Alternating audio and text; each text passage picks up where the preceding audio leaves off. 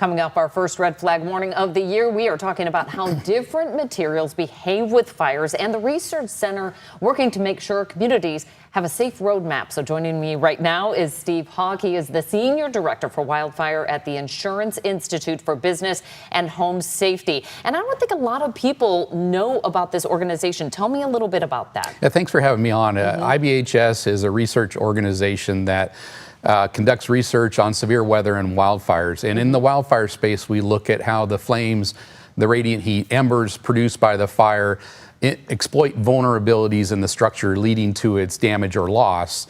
And we particularly pay attention to a fire that starts under drought conditions with a very high wind. You mentioned the red flag warnings, where that start can be pushed by the high winds through the vegetation into the community, leading to the ignition of homes, and then that uncontrolled spread of the fire from structure to structure. And how can we lessen the likelihood that a fire will become that large loss fire? Okay, so at the research center, and we're looking at some pictures right there, are you recreating that specific environment?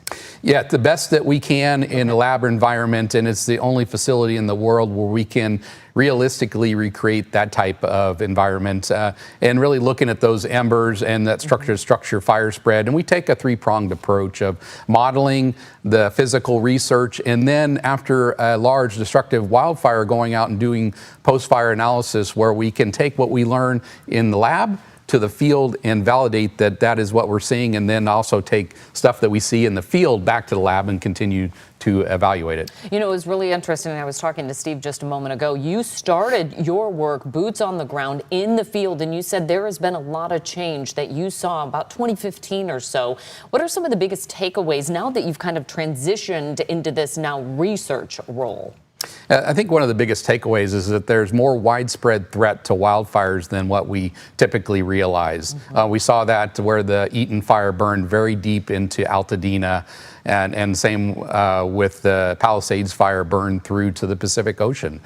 So there's more threat out there, but fortunately there's meaningful risk reduction measures that homeowners can take to reduce their risk and be prepared for a wildfire. Is that the roadmap that you are creating there at the Institute? Yeah, the adaptation roadmaps was the first document that was a culmination of a lot of years of research and post-fire analysis, and has really catapulted us into what we call the Wildfire Prepared program. Okay, and where can people find out more? Go to wildfireprepared.org. We encourage you to download the How to Prepare My Home checklist. Print it off, walk outside, compare your situation to that checklist, and then start taking action. Okay, time is to prepare all the time, right? It's never too late. Never too late. All right, thanks so much, Steve, for joining us. Absolutely. Thanks for having me.